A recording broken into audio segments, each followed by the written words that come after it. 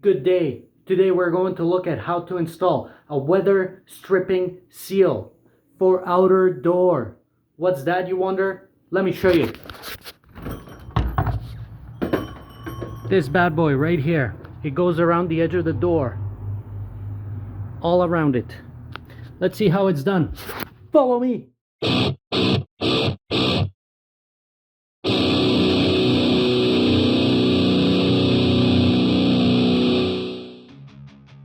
A weather stripping seal is typically installed on the guided edge of the door frame.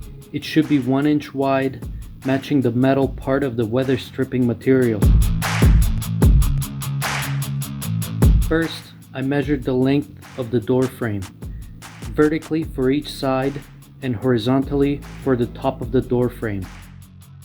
Then I applied those measurements on the weather stripping seal material and cut it appropriately.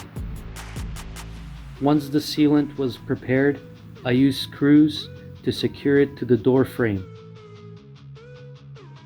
And that's how it's done.